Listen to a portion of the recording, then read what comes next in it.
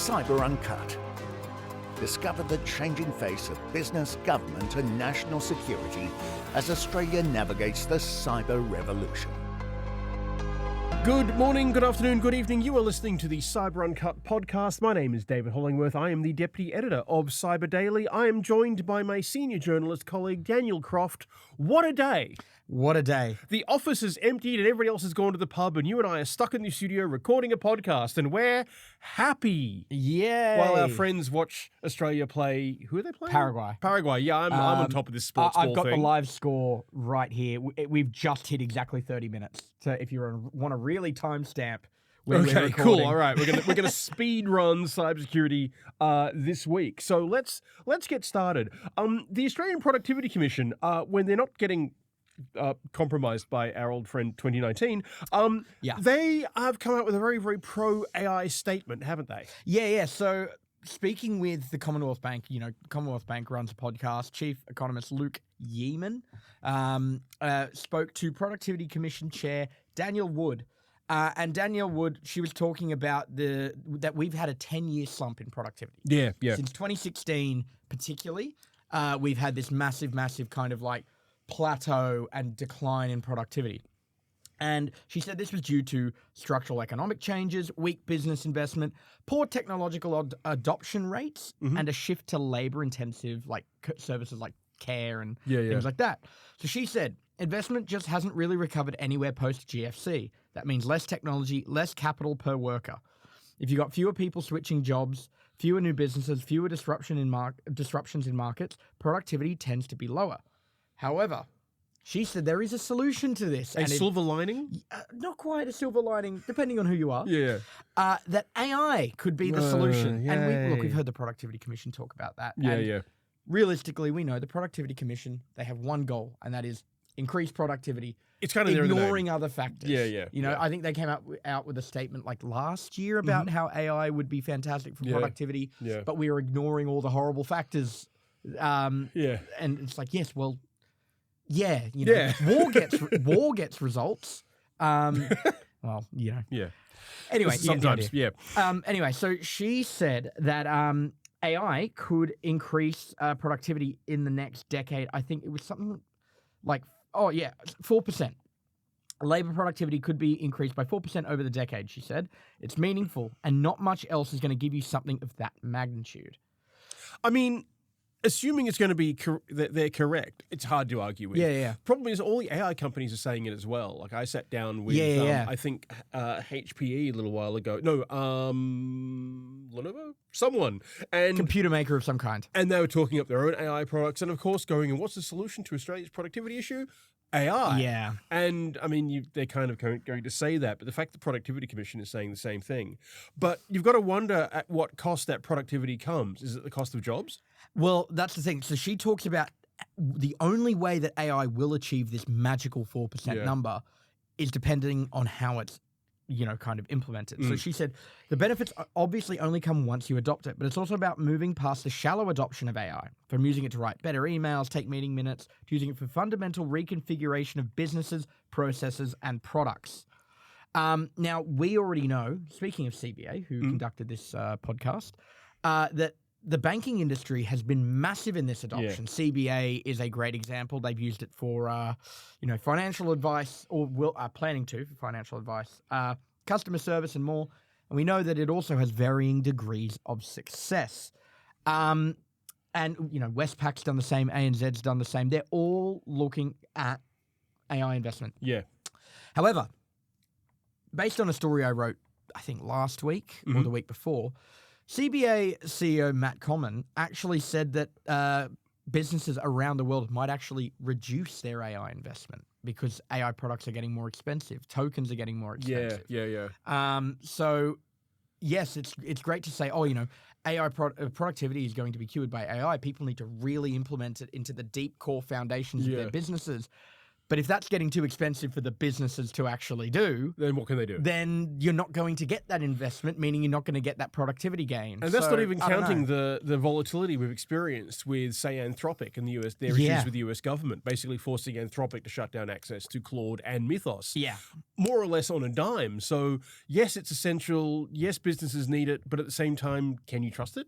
And can you afford it? Yeah, I mean, that's a puzzle I don't have a solution to, but Yeah. And that's the thing. You got to remember that, like you said, all of these AI companies are saying the exact same thing that the Productivity Commission is, but they have a financial incentive behind they it. do, yes. You know, and so if Please they use our product for the love of God. We've got to make money somehow. Yeah, and you know, if their argument is yes, it's going to increase productivity, but as people go, great, it's going to increase productivity, they keep raising the price. That's going to kind of not increase productivity. Yeah, so, yeah. It I don't know. becomes an at what cost argument. Yeah. Now, speaking of the cost of using AI tools, CPA Australia, Australia's peak accounting body, Yes. has come out, not only warned against using AI tools when it comes to tax time, but also taking the advice of, and I hate this word, Yes, so do I. finfluencers. What's a finfluencer, Dan? It's a financial influencer. I mean, and okay, it's and probably you obvious, but- hear finfluencer and you think, you read it and you go, that's a great way of saying it. That seems really easy to say I hear until you say it. I hear finfluencer and I think, do they whisper to dolphins? Yeah. Dolphin whisperers. So CPA Australia's head of tax policy and advocacy priority, Jenny Wong said, thanks to that 2026-27, very controversial federal budget, we've got some really substantial changes to tax time and things like that, negative gearing, capital gains tax, things like that. So not having the right knowledge could lead to some very expensive mistakes. Yeah. Now, a lot of people are now looking towards AI, and again, with AI comes these financial influencers who are saying, you're going to get property investors, as I've already seen, telling people who are, at a position where they may never own a home, this is bad for you. This is why this is bad for you. And it's like, actually, housing prices are going. Yeah, anyway, that's not the podcast for this. Yeah, exactly, yes. So she said, with major changes proposed across capital gains tax, property investment, and trust structures, it would be very unwise to rely on generalized advice from social media or AI tools. The rules are becoming more complex and more nuanced. What might appear to be a simple strategy online could have very different outcomes depending on your individual circumstances. So that's the kind of crux of this, that yes, AI may be able to provide you generalized advice, and finfluencers may also be able to provide you generalized advice, but if you really want to do this right and avoid those expensive mistakes, you need professional, human, personalized advice. We also know AI tends to hallucinate, and finfluencers tend to have an ulterior motive. Yeah. I was researching something yesterday. It's something that we'll talk about later in the pod. New South Wales Rural Fire Service disclosing cyber incident, and doing a couple of Google searches to see what I could find. One Google search said, yes, the RFS is facing a cyber incident. This is the Google overview. And the next one, no, it's not facing. Yeah, it exactly. just doesn't know. Meanwhile, in the EU, you've got Germany going that Google is liable for all the mistakes those AI overview I make. love the EU. I mean, that's like, bravo, go Germany. Yay, the Germans we say now, apparently. We do. They've done their part. But it just goes to show that it might be good for broad advice, but, double check your working, measure twice, cut once before you do anything based upon the advice of any AI agent. Without a doubt. So Wong continued and she said, we're already seeing social media content and AI-generated responses attempting to interpret these tax reforms in overly simplistic or, in some cases, inaccurate ways. Tax law doesn't operate in headlines or short-form videos, and it certainly can't be applied correctly without understanding the full detail and how the rules interact. Now, she did say that, look, this kind of advice can actually still be useful. Yeah. But you need to consider it generalized advice. It often also doesn't reflect Australian law and local tax law. That's a really good point. That's the other thing. The AIs particularly may get muddled up. I for a while, again, not a big AI advocate. I bought this new drum kit. Yep. It was a vintage US kit, so there's not a lot of information on this brand in the Australian market, what pricing's like, things like that. And I would ask certain things before I bought it. This is not something I like doing, However, don't like Gemini. Yeah. But at first I was like, oh, what are these worth? And it was like this much. And I was like, I'm asking an AUD. They said, yeah, this much. I said, but I see most of these go for like 3 times that price in Australia. The Australian market's very different. They're like, sorry, you're right. Great pickup. Actually, it's this. And it's like, now I don't trust you. Are you just trying to don't trust the are robot, you just man. trying to tell me that I'm right and please me? Or are you giving me good advice? Yes. Granted, it was actually giving me good advice, and which is good because Even it's a worth stuck a lot clock more, is right twice which is a day. awesome. But it was like, you're wrong in some regard here. There's something you've done wrong. And that, even then, is an expensive mistake. That's a few grand. When it comes to tax, particularly if you have a very high income or you're a property investor or something like that, and you're looking to do that, and it makes a mistake like that, it could cost you a lot more. And the AI told me to is not a defense. No, it's not. Not at all. In fact, it's not an excuse. It's a reason to be pointed at and laughed at. Okay. Brutal, but true. We're going to stop pointing and laughing at people who use AI for tax advice, and we're going to go for a short break, and we'll be back with a week of crimes and grim warnings. Ooh, that sounds good, doesn't it? And we are back with the Cyber Uncut podcast. I do believe Daniel's looking at the soccer scores. How are we going? No. I do need to check that, actually. Let's have a quick. Is it still 0-0? I'm guessing it's still 0-0. I would assume it's still 0-0. I don't actually have it ready to go. I'll give another update when I've got it ready. Yeah, fantastic. Okay, so this week, the Five Eyes security agencies, in fact, the head of the Five Eyes cyber agencies, all came together to publish a rather grim call to action in a paper called "The AI Shift in Cyber Risk: Why Leaders Must Act Now." The head of the Australian Signals Directorate's Australian CyberSecurity Centre, the Canadian Centre for Cybersecurity, the UK's National Cybersecurity Centre, and the US National Security Agency and Cybersecurity Infrastructure Security Agency all signed this joint letter that basically said AI is not a future consideration, it is already here. It lowers the barriers for malicious actors and increases the speed and complexity of attacks, shrinking the window between vulnerability discovery and exploitation ever more quickly. At the same time, AI offers powerful tools to strengthen defense. The upshot of all of this, and we could, it's actually quite a long missive, is basically, if you're not thinking of AI risk now, it's almost certainly too late. Basically, the acceleration of AI risk is speeding almost out of control, according to our Five Eyes lords and masters. They said boards and executives should ensure cyber resilience is in place and works under pressure. It is not enough to have controls. Leaders must be confident those controls will perform during a real incident. This requires reassessing long-standing trade-offs and using AI deliberately to strengthen defense, not just improve efficiency. And they came out with a list of urgent actions, like act now, immediately, that all organizations, and when you're talking government agencies, private businesses, what have you, must do to stay ahead of this looming threat. And I'll just run through them. Reduce your attack surface by eliminating unnecessary access paths. Accelerate patching efforts, because AI-driven threats are going to take advantage of those AI-found 0 days more and more. Address legacy systems. If you have old tech, make sure that old tech is secure. And if you can't secure it, upgrade now. Strengthen identity and access management by enforcing strong authentication. Also, change your passwords, like just now. Just do it. Just assume breach. Yeah, consider this a reminder. Yeah, and prepare for incidents in advance by testing response plans, training teams, and focusing on rapid containment and recovery when breaches do occur. In other words, tabletop everything. Test all of your assumptions and assume most of them are wrong right now. That's basically the bottom line of this very, very stark warning. Gary Bartlett, public sector chief technical officer at Illumio, said that anybody who's thinking that Anthropic's Mythos would be a cyber silver bullet with its ability to find vulnerabilities and point them out so they can be patched is wishful thinking.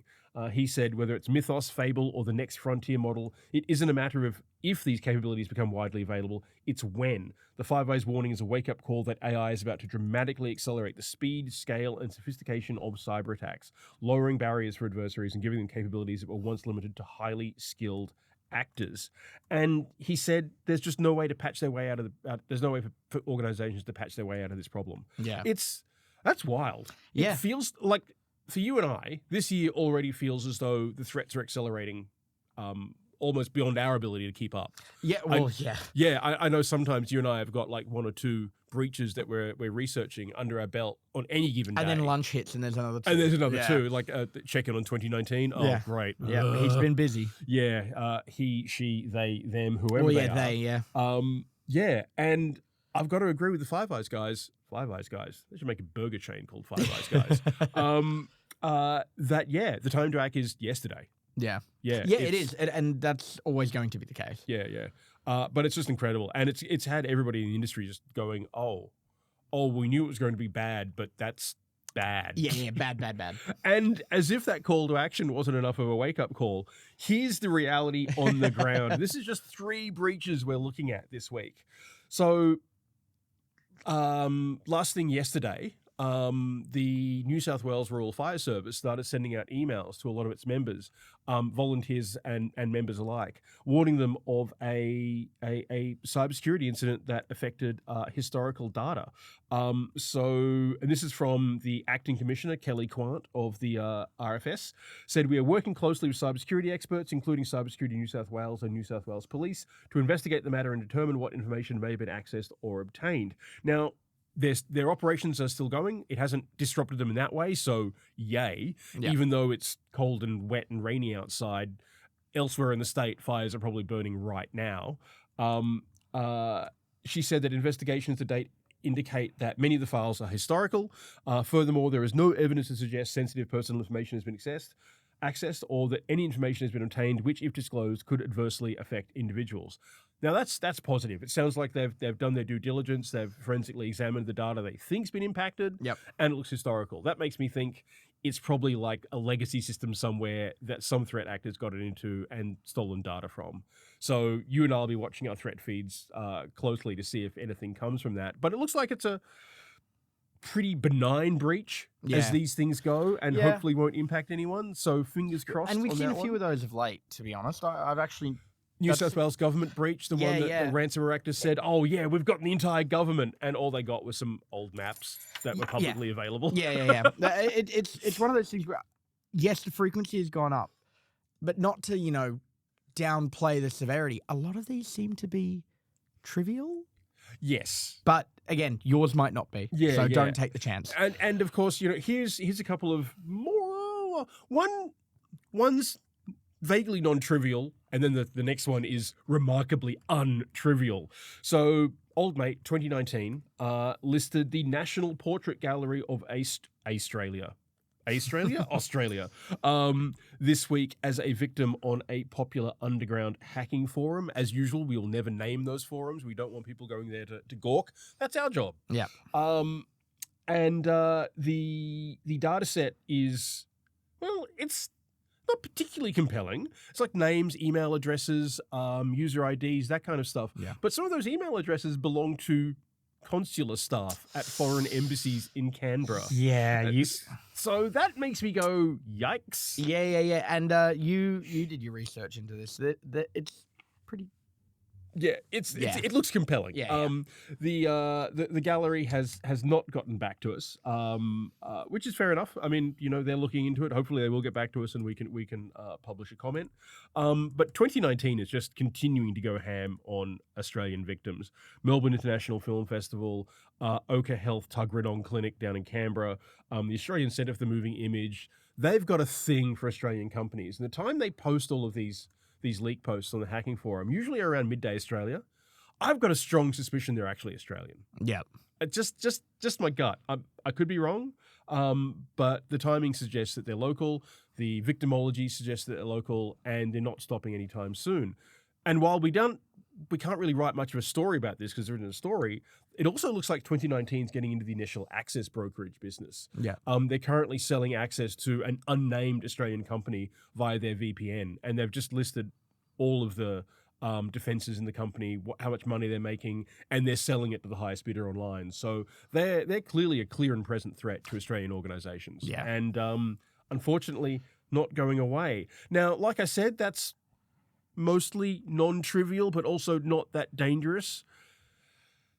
This one is nasty. Reynella East College in South Australia. They do kindergarten to year 12. They do foreign exchange stuff. They work with the community closely. They disclosed earlier this month they were the victim of a cyber incident that took a lot of their systems offline. And now a ransomware group by the name of Interlock has taken responsibility for the attack, and they've just published everything. And this is a huge, huge breach. We're talking passports, valid passports, not just of staff, teachers, but also students. Foreign student passports are now all up there on the dark web for anybody to make use of. And with a passport, you're this close to identity theft. There's a folder called Students, and inside that folder are more than 3,000 other folders, each with a student's name, with things like their schoolwork, letters to teachers, all kinds of profoundly sensitive stuff, and a document that's in plain text that has passwords and usernames and email addresses and contacts at other schools. This is just a big, big, nasty breach, and I've not been able to get anything out of Reynella East College about how they're reacting to it.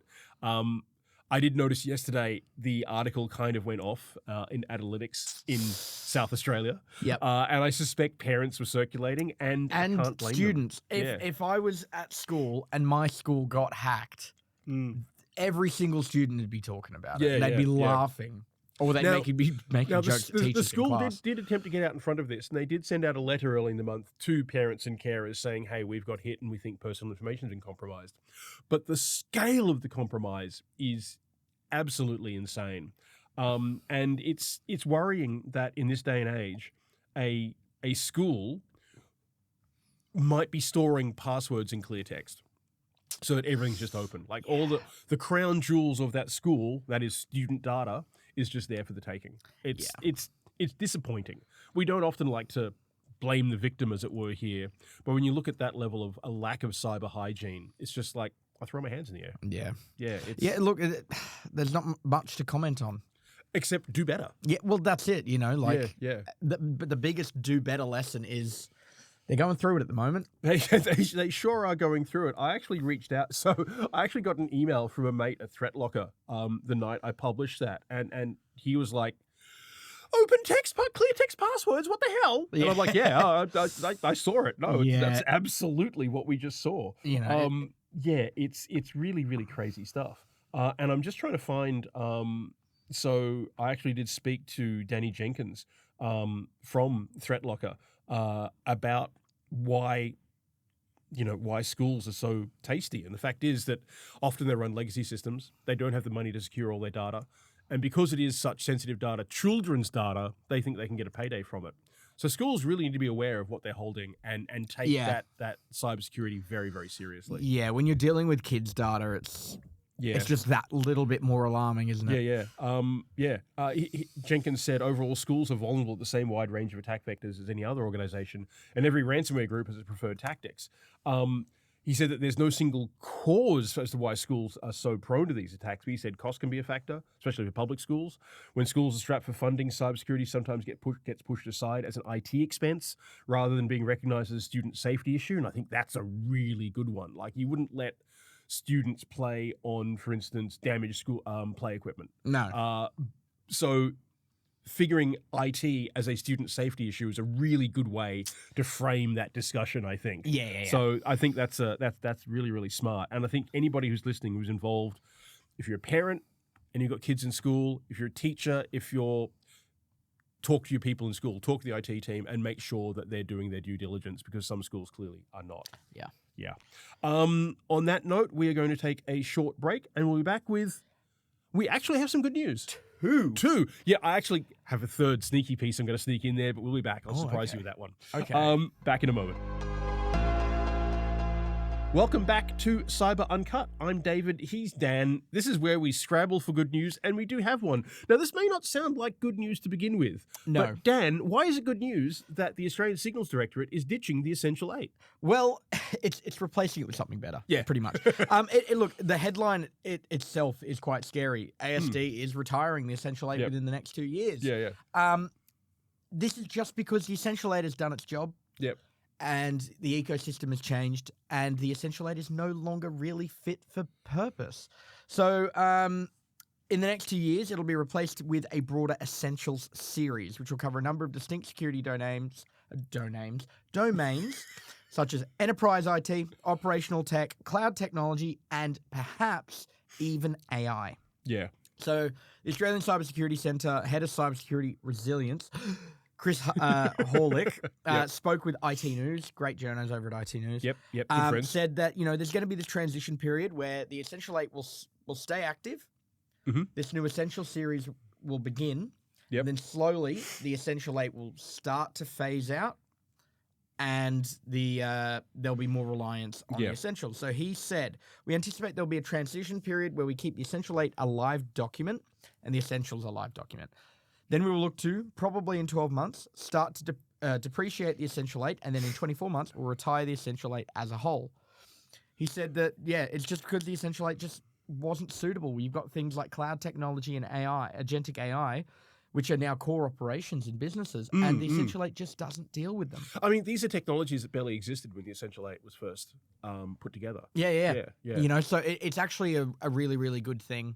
Again, reading the thing, I was like, have they just given up? That's the first thing. It's like, oh, we're ditching the Essential 8. Yeah. Whoa, you're done. No, it's just like they're coming up with something which is more fit for purpose. And I find it fascinating because, I was speaking about Danny Jenkins earlier. He loves the Essential 8. He thinks it's one of the best things because it is. At its simplest, it is very simple. That stage 1 maturity for the Essential 8 is actually quite easy. Stage 2 is a bit harder. But, he says that, and I agree with him, if you follow the Essential 8, that'll just stop 95% of all incidents before they even happen. Yeah, and that's the thing. This will do the same just for the modern workplace. Yeah. Which is, well, ideally. So we actually had Fortinet Australia Chief Information Security Officer Cornelius Mayer, coolest name, he discussed the new framework with a statement he sent to us. So he said, the Essential series is a welcome update with the previous Essential 8 showing its age and no longer being the optimal fit for a 2026 environment characterized by software as a service, cloud, bring your own device, microservices, and AI agents. This mismatch is in terms of efficacy against a 2026 threat environment as well as poor return on investment. So, and he's right. Half of our podcast is now AI, and it's a critical part of security. Yeah. And if the core framework that the ASD, puts out is not covering it, then there is a massive gap in the coverage of that framework. So, well done. That's a really, really cool thing, and I'm sure we'll be writing more and more in detail about it as we find out more. It strikes me as an interesting challenge because as good as the Essential 8 is, the education aspect of it is still something that the ASD and government struggles with, is telling businesses and getting businesses to follow those controls. Yeah. They exist. A lot of businesses don't even care, don't know, don't understand. So education remains a challenge. And clearly it's going to be a challenge for whatever replaces the Essential 8 as well. Yes. And that's the thing. Like, you've got cyber firms, law firms, things like that do this kind of thing. And they help businesses and they're going to reinforce these things. They're going to need to learn as well. Absolutely, yeah. But that's just the case. That's just the reality of it. That's just how things are. That's just how it is. Yeah. So, bravo. Quite keen for that. Yeah. Now, weird piece of good news, because it's about somebody who hasn't been hacked. They thought they were hacked. They weren't hacked. And that's Pauline Hanson's One Nation. Well, big fans. Big fans of Pauline Hanson's One Nation. Really that's big us. That's fans us. of her. So a couple of weeks ago, on their authorized by Pauline Hanson Facebook page, Pauline Hanson's Please Explain. Look, I got to give it to her. The marketing's excellent. It kind of is. It's leaning right into it, and okay, I'll give a point for that one. But they said quite plainly that their donations page was hacked by fearful Labor goons and taken down in a DDoS attack. Was it now? Was absolutely. No, they said that they got hit by a distributed denial of service attack that stopped donations for a few hours, but their technical team was, and I quote, able to kill the attack. Kill it? Kill it. Wow. I know, right? I don't know how they disrupted the botnet behind it, but they did it. So, Pauline Hanson's One Nation has an excellent IT security team. Bravo. Now, I reached out to contact them. Unsurprisingly, they didn't return my calls or emails. They're not a fan of the kind of things we've discussed on here. I know, who knew? But I thought, I'm curious. I'm going to follow this up. Maybe there's some interesting comments on the post. No, the post is gone. They've just quietly deleted the claim that Labor had hacked them. Yeah. And I've got to say, that makes me think they weren't hacked.